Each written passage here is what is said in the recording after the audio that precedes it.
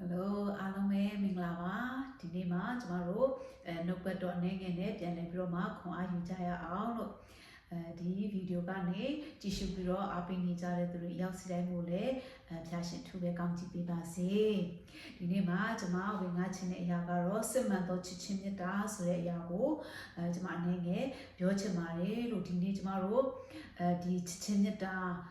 ာနဲ့ပတ်သက်ပြီးတော့ပေါ့နော်ကျမတို့ရဲ့သက်တာတွေထဲမှာဘာလဲဆိုခုဆိုရင် February 14 Valentine Day လဲရောက်တော့မယ်တနိုင်ငံလုံးမှာ Valentine Day ဆိုပြီးတော့မှတို့ရဲ့ချစ်သူများနေ့ဆိုပြီးတော့မှသတ်မှတ်ကြတာဖြစ်တယ်။ဒါပေမဲ့ချစ်ချင်းမြတ်တာဆိုတာကဘယ်ရလဲပေါ့နော်ချစ်ချင်းမြတ်တာဆိုတာပါလေမိသားစုတွေဇနီးမောင်နှံတွက်ပဲဖြစ်ပေါ့နော်သမီးရီးစားပဲဖြစ်ပေါ့နော်ပြီးတဲ့အခါမှာတငယ်ချင်းချစ်ချင်းမြတ်တာမိသားစုချစ်ချင်းမြတ်တာညီကိုမောင်နှမချစ်ချင်းမြတ်တာစသဖြင့်ချစ်ချင်းမြတ်တာတွေအများကြီးရှိတာဖြစ်တယ်ပေါ့နော်အဲဒါကြောင့်ချစ်ချင်းမြတ်တာကတကယ်ပဲအရေးကြီးတာဖြစ်ပါတယ်လို့အဲဒါကြောင့်ကျွန်တော်တို့ဒီနေ့စစ်မှန်သောချစ်ချင်းမြတ်တာဆိုတဲ့ຢာနဲ့အနေငယ်ကျွန်တော်တို့စင်ကြယ်သွားကြရအောင်လေ့လာသွားကြရအောင်လို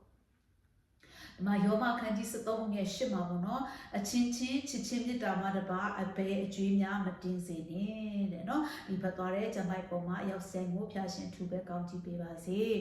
ကျွန်တော်တို့ကိုယ်ွယ်တဲ့ဖျားသခင်ကဒီချစ်ချင်းမြတ်တာကိုပဲပေါ့နော်ချစ်ချင်းမြတ်တာမှတပါအကျွေးတင်ဖို့ရန်အတွက်တခြားအရာကိုကျွေးတင်ဖို့ရန်အတွက်အလိုတော်မရှိဘူးဆိုတာကိုဖော်ပြထားတာဖြစ်ပါတယ်လို့ပြီးတဲ့အခါမှာတေကောခန်းကြီး73အငယ်4နဲ့5မှာဘာပြောထားသလဲဆိုရင်မေတ္တာသည်စိတ်ရှည်တတ်၏ကျေးဇူးပြုတတ်၏မေတ္တာသည်ဂုဏ်ပြိုင်ခြင်းမရှိဝါကြွားခြင်းမရှိမာနမရှိမလျောက်ပတ်စွာမကျင့်တတ်ကိုအကျိုးကိုမရှာတတ်ဒေါသအမျက်မထွက်တတ်အပြစ်ရှိသည်ကိုမထင်တတ်ဒီဖတ်သွားတော့နှုတ်ပတ်တော်ပေါ်မှာရောက်ဆိုင်မှုဖျားရှင်ထူပဲကောင်းချီးပေးပါစေဒီမှာဆိုလို့ရှိရင်မေတ္တာကတဲ့စိတ်ရှည်တယ်တဲ့နော်တို့တွေက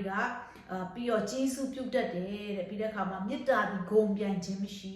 ိဝါကြွားခြင်းမရှိမာနမရှိမလျောက်ပတ်စွာမကျင့်တတ်ကိုအကျိုးကိုမရှာတတ်ဒေါသအမျက်မထွက်တတ်အပြစ်ရှိသည်ဟုမထင်တတ်အဲကြောင့်မလို့ချစ်ချင်းမေတ္တာဆိုတဲ့ຢာကိုနှုတ်ပတ်တော်ကဒီလိုဖွဲ့နှဲ့ပြီးတော့မှ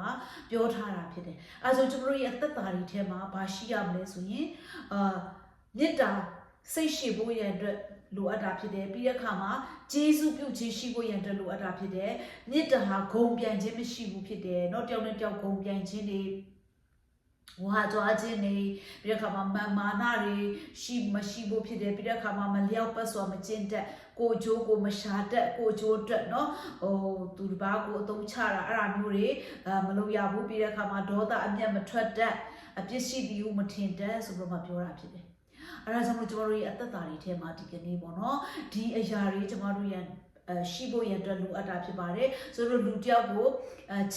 စ်တယ်လို့ပြောပြီးတော့မှဒီအရာတွေမရှိဘူးကျွန်တော်တို့စိတ်မရှိဘူးပြီးတဲ့အခါမှာမသီးခံနိုင်ဘူးပြီးတဲ့အခါမှာမာနတွေထားနေမယ်တယောက်နဲ့တယောက်ပေါ့နော်ဘာလို့ခေါ်မလဲဆိုတော့သူထက်ငါပေါ့နော်ပြိုင်ဆိုင်ခြင်းနေမယ်စသဖြင့်ရှိနေတယ်ဆိုလို့ရှိရင်ဒီကျမတို့ကချစ်ချင်းမေတ္တာမရှိတဲ့သူတွေဖြစ်ပါတယ်လို့ဘုရားသခင်ကကျမတို့ကိုချစ်ချင်းမေတ္တာရှိဖို့ရန်တက်လိုအပ်တာဖြစ်တယ်ဘာလို့လဲဆိုတော့ကျမတို့ဘုရားသခင်ကလည်းချစ်ချင်းမေတ္တာဖြစ်တယ် God is love ဆိုပြီးတော့မှပြောထားတာဖြစ်တယ်ပေါ့နော်အဲဆိုကျမတို့ဘုရားကချစ်ချင်းမေတ္တာဘုရားဖြစ်တဲ့အတွက်ကြောင့်ကျမတို့သူ့ရဲ့သားသမီးတွေရောက်ဆိုင်ကလည်းချစ်ချင်းမေတ္တာရှိဖို့ရန်အတွက်ဘုရားသခင်ကအလိုတော်ရှိတာဖြစ်ပါတယ်လို့အဲဒါကြောင့်မို့လို့ပေါ့နော်ကျမတို့ချစ်ချင်းမေတ္တာအကယ်၍မရှိနိုင်ဘူးဆိုလို့ရှိရင်ဘုရားသခင်စီမှာချစ်ချင်းမေတ္တာရှိနိုင်ဖို့ရန်အတွက်ကျမတို့ဆုတောင်းလျှောက်ကြရအောင်အဲ့တော့မှသာလေကျမတို့ဒီချစ်ချင်းမေတ္တာကိုကျမတို့ကရှိနိုင်မှာဖြစ်တယ်ချစ်ချင်းမေတ္တာကိုရဲ့မိသားစုထဲမှာချစ်ချင်းမေတ္တာရှိလာမှာဖြစ်တယ်အဲ့ဒီချစ်ချင်းမေတ္တာကျိန်းဝတ်လာမှာဖျားနေရာယူလာမှာကျတို့တယောက်နဲ့တယောက်တီးခံနိုင်မှာဖြစ်တယ်စိတ်ရှိနိုင်မှာဖြစ်တယ်ခွင့်လွတ်နိုင်မှာဖြစ်တယ်အပြစ်ရှိတယ်လို့လည်းမမြင်ဘူးဖြစ်တယ်ပေါ့နော်အဲ့လိုမျိုးတွေအဲ့ဒီຢာတွေကနေရာယူလာတဲ့အခါမှသာလေပေါ့နော်ကျမတို့ရဲ့အသက်တာတွေကပျော်ရွှင်စရာကောင်းတဲ့အသက်တာဘုရားသခင်လိုချင်တဲ့အသက်တာတွေကျမတို့ရရှိမှာဖြစ်တယ်ဒီချစ်ချင်းမေတ္တာကိုမရှိခြင်းအဖြစ်ပေါ့နော်ဒီချစ်ချင်းမေတ္တာမခံစားခြင်းအဖြစ်ကျမတို့ဘေးပတ်ဝန်းကျင်မှာပေါ့နော်ကျွန်တော်တို့ကြည့်လိုက်တဲ့အခါမှာဒီချစ်ချင်းမေတ္တာကိုမသိတဲ့သူတွေချစ်ချင်းမေတ္တာငတ်မွတ်တဲ့သူတွေပေါ့နော်မိဘမဲတွေပဲဖြစ်ပေါ့နော်ပြီးတဲ့အခါမှာတကောင်ကျနေရတဲ့သူတွေလုံးလီဖြစ်တဲ့သူတွေပဲဖြစ်ပါလို့ဆိုသူတို့တက်တာမှာချစ်ချင်းမေတ္တာတွေမခံစားရတဲ့အခါမှာပေါ့နော်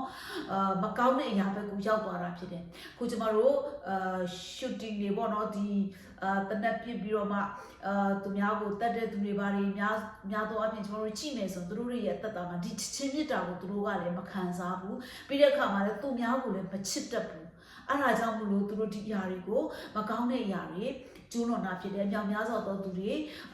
ခက်ခဲတွေ့ပြီးတော့မှဒုက္ခရောက်ပြီးတော့မှသိကြရတာဖြစ်တယ်။အဲ့ဒါကြောင့်ကျွန်တော်တို့ဒီချစ်ချင်းမြတ်တာလို့ပြောတဲ့အခါမှာမိသားစုတွေမှာလည်းလိုအပ်တာဖြစ်တယ်။ပြီးတဲ့အခါမှာ